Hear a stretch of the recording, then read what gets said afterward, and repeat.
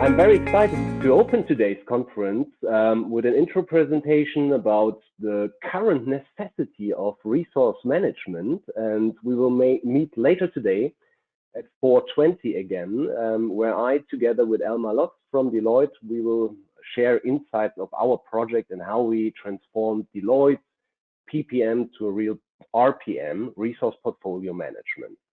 Well, Resource Portfolio Management, or RPM, is the new PPM? I don't know. At least it should be a very important capability within the PPM division, right? So the recent Corona crisis has again been another accelerator of what we call constant change. And the latter is what we need to be prepared for as an entire organization. And the mean to do so is called business or enterprise agility. So why does business agility need resource management? I will try my best to onboard you on that within the next 15 to maybe 21 minutes. It depends on my performance today. Don't want to speak too fast. Hold on, I have to minimize my screens over here a little bit and get my laser pointer ready just in case I'm pointing on something here. All right, let's get started. So before you kick back and relax, I want you to read one statement here. This statement has been a result of an internal analysis by the Vice President and Director of Xerox PARC, and it's about the job market. And this statement has accompanied me for the last 5 years, and I won't make any comment on it now, but will follow up on it later. Future corporations will consist of a digital core talent base. The rest will be provided from an independent cloud of temporary and mobile resources. Well, good. Agenda. After a brief introduction of myself and Valkeen, I will talk you through business agility and workforce management as two approaches for rapid change. Then I will show you a generic roadmap for RPM, its benefits and success factors, as well as wrapping up in the end. So that's the plan for today. My name is Marc Neckermann, and if you have any questions or you would like to schedule a one-on-one session, continue our conversation, just reach out. The slides will be shared after the conference too, so you don't have to write anything down. Belkin is a PPM consulting firm based in Zurich, Switzerland, and we are offering process, change, and tool consulting all around PPM. And when we speak about PPM, we always have portfolio, project, process, and resource management in mind. Myself, I got very passionate about resource management lately because on average, the level of maturity is very low, but the potential benefit very high. And I will speak about the level of maturity on average later at 4:20. But for now and at the moment, many companies are steering blindly when it comes to resource management. First, a little fun part. Who led the digital transformation of your company? CEO, CTO, CIO, COVID. I saw this picture on my socials. It was mid-May, and I really had to laugh. But it's true. The digital transformation went slowly, and COVID is the major accelerator when it comes to collaboration, digitization. Things have been accomplished overnight and not within months or years. We've seen that Zoom integrations, Skype for business, whatever it is, and many other aspects have been accelerated. Speaking of change, we live in a constant state of change. The only thing what really is for sure that change isn't going to stop, and there is no journey from A to B we need to transform our company to. So what is changing? We see entire new businesses, business models, as well as products. And we see the way of work is completely changing towards a new work order. The approaches to deal with those challenges are called business agility for new business models, and for the new work order, workforce management. And I will start on the left-hand side and will explain why resource management is the key enabler for both approaches. Let's start on the left-hand side. So, how do we make sure to still create, deliver, and capture value while constantly being exposed to change? We need to transform the entire organization towards business or enterprise agility. But that doesn't mean agile execution or scaling agile via frameworks or just digitizing existing processes or products. It means so much more. It's about the entire corporate culture, meaning how we plan, how we steer, how we execute, and as well how we innovate. And the innovation lies within the human resources and their skills. And just on that part, innovation, I heard a very inspiring speech on last year's PPM Summit in London from thought partner and for boards of directors worldwide. This guy is called Andreas Ekström, and the speech is on YouTube too, 7 Ways to Own the World. And he recommends to his clients, CEOs and boards of directors to have a future, take your 10 best resources, lock them into a room for a year and ask them to do nothing else but develop a product or a service that would destroy your business. The only good thing about it is that you will own it and not your future competitor. And that is a direct call for innovation. Because how do you know whom to put into that room for a year? How do you know who is able, skilled, and capacity-wise to start a very important cross-functional strategic project just tomorrow? You are considering shifting from projects over to products. How do you do this reorganization without knowing your resources? It's a huge one-time effort. I've seen that. Yes, and what if you need another organizational form in just 6 or 12 months, all from scratch? Because many don't have a repository of the entire resource pool, and that makes it very, very difficult. And you might be too slow when it comes to change. So business agility means the ability to react and adapt to change as an entire organization. And your organization is your resources. So better know your resources, and this enables clearly for business agility. Right-hand side, new work order and workforce management. This is a pretty recent topic, right? The pandemic has amplified the change of how we work and the need to adapt to these new working models. I will go to them in a second. But what is really new about the new work order? What is new here? The remote work is something we are all experiencing at the moment, and this is just characterized by the challenges of managing now remote and as well hybrid work models, which are changing the entire landscape. And therefore, as well, the difficulty is to coordinate resources and dependencies now having people working remotely in virtual environments. Zoom CEO Eric Huan went so far to say that the corona crisis will change the entire landscape of how we work forever. And he might just be right. But the truth is that the rise of remote work has been slowly coming for the past 10 years, but we didn't notice it that much. But yes, COVID-19 poured a lot of gas on the remote work fire, that's for sure. So for managing these work models, we or you should know who's working on what, for how long, and has what kind of skills. Gen Z or Generation Z, I call it the manifesto of the new work order. Why is that? COVID-19 or not, Gartner estimates that by 2030, and they did this analysis before Corona crisis, that the demand for remote work will increase by roughly 30%, as then Generation Z fully enters the workforce. So, and these guys have a complete new understanding of work-life balance, remote work. So that's why I call it the manifesto, because I think we are not going back to an old normal or something. Next aspect, workforce management or strategic HR, digital talent-based dynamic skills strategy.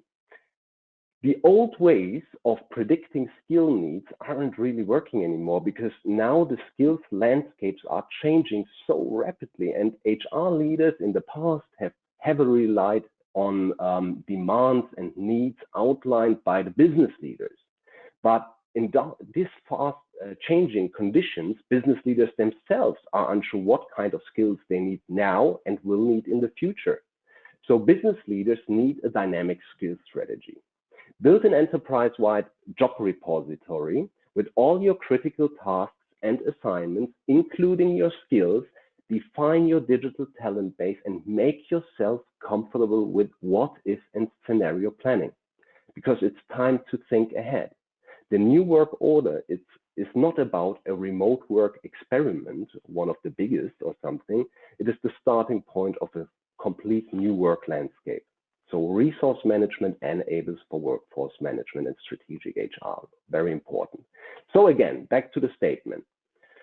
Our today's conference is in the cloud, documents are in the cloud, software is in the cloud, infrastructure is in the cloud, and surely a lot of employees will work in the cloud very, very soon. But again, how to start this transition? How do you know who is your core and who in the future cloud? The future cloud is besides that much more than just managing your current full-time employees working remotely. This cloud will be a global workspace serving as inter and trans-organizational SharePoint for knowledge and information, an independent cloud. Well, so how do we plan? How do we steer, execute, innovate, outsource, transform? We need resource transparency. And guess what? Next chapter, RPM. RPM is just about that, resource transparency. But first, this is the typical situation in many organizations before we implement resource portfolio management. For the majority of companies, project assignments equals resource transparency or single source of truth. But this is only the tip of the iceberg. What lies in the blindfold is base capacity, net capacity, absences, business as usual, net availability, plan versus actual to derive a proper forecasting, primary roles, secondary roles, team assignments, skills.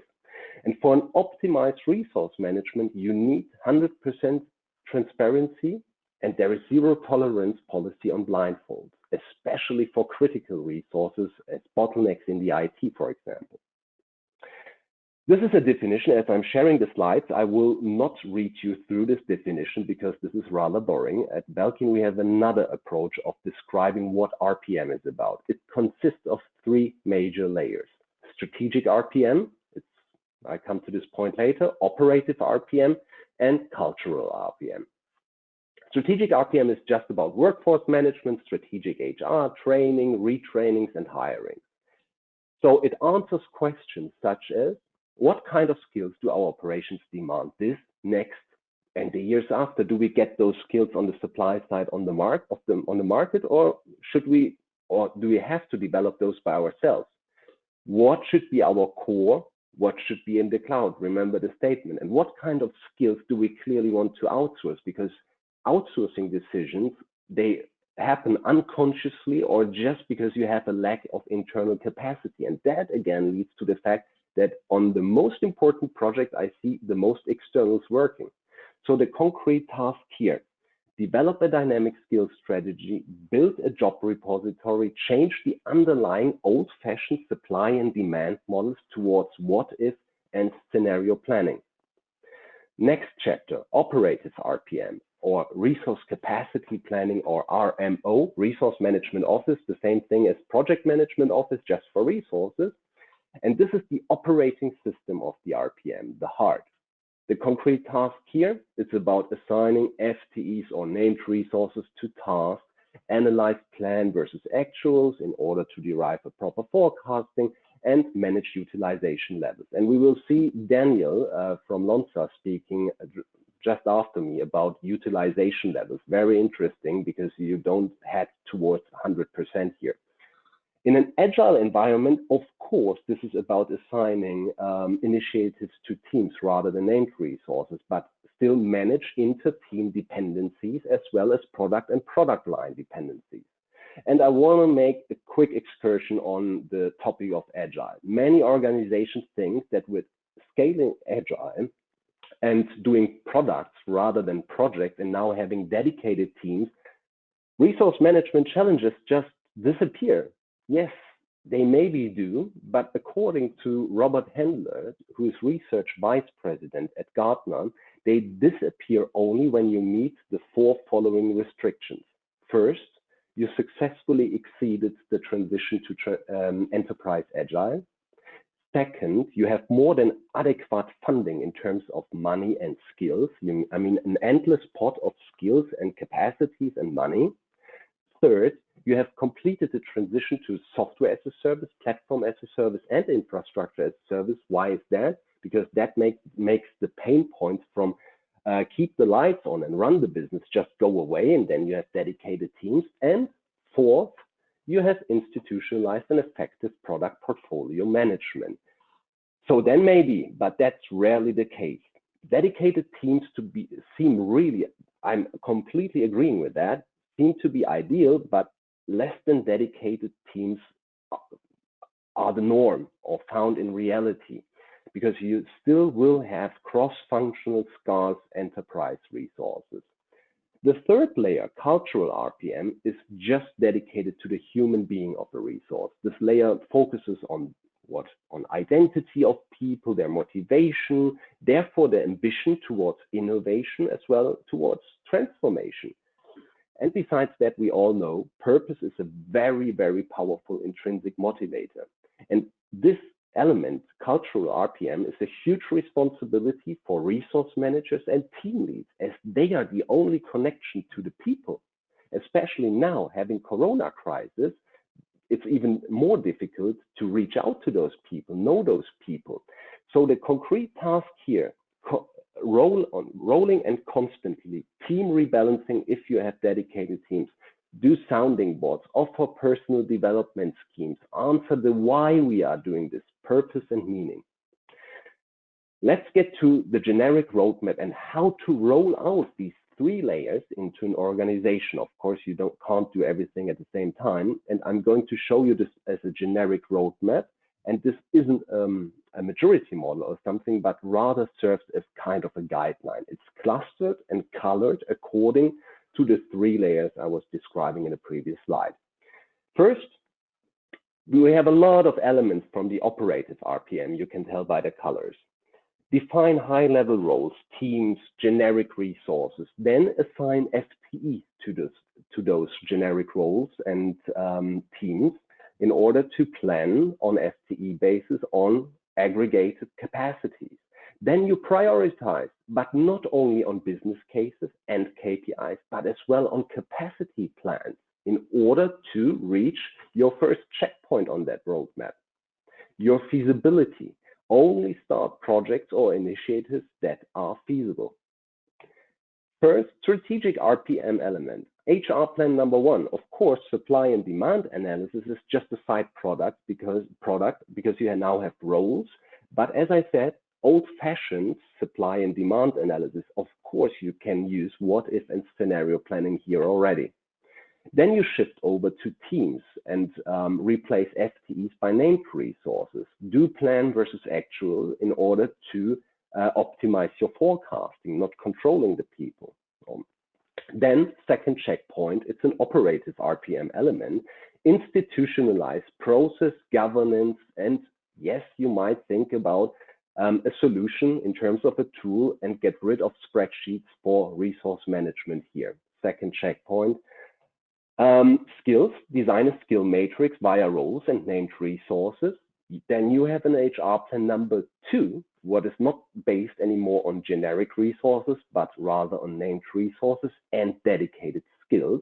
Motivation, second cultural element, cultural RPM element, establish purpose and perspective. But don't get me wrong on this. You don't do this at the very end of your road. Please go ahead, just do it from the beginning, but this is the latest point you should start considering doing something about cultural RPM and motivation and things like that in order to achieve the real dynamic skills strategy, conscious in and outsourcing, core, cloud, we talked about that already. Benefits of the RPM. First, transparency and communication. Of course, you have a single source of truth, serves as communication base for all stakeholders. Speed of reaction. Flexibility, because you are able to manage shifts of whatever it is, projects, markets, changes, reorganization. You have your resource repository just in place. Strategic HR, prepare for the tomorrow, what is ahead. Optimized mid and long-term employment plan tailored to your demand. Satisfied customers, of course, continuity, commitment, no failures, and robust promises towards all clients. Last but not least, satisfied employees, prevent overutilization, frustration, and assign resources based on their true skills and development. And then you are business agile and ready for the new work order. And before I leave that slide to wrap up, I want to emphasize something on number 3 and number 5. Everyone already feels the shortage of skilled workforce on the market, especially for high-tech skills like artificial intelligence, robotic process automation, or data analytics. According to the CIO magazine, in 2022, only 30% of the worldwide demand for these high-tech skills will be met by the worldwide supply. And what does that mean? Of course, developing and retraining in those skills, in those high-tech skills, is a must-do, as well as binding those people and resources and specialized people to your organization. And you know, the best always attract the best. Well, wrapping up, PPM is to find the most efficient allocation of resources per definition in every book. And resources is not only money and budget, but as well capacities. And capacities and skills are limited, and mostly more limited, as I've seen, than money and budgets are. And they are the true critical path. COVID-19 accelerates the demand for business agility and for the new unstoppable new work order, as I said. Innovation and transformation is done by people, not companies. Purpose, meaning, and appreciation of your staff is the intrinsic motivator that drives performance and innovation. We are, again, not experiencing at the moment the biggest remote work experiment. It's the transition phase towards a new work order, in my opinion. Thank you very much for your attention, and I wish you all an inspiring afternoon with lots of great content and insight, and see you later at 4:20. Over to you, Greg.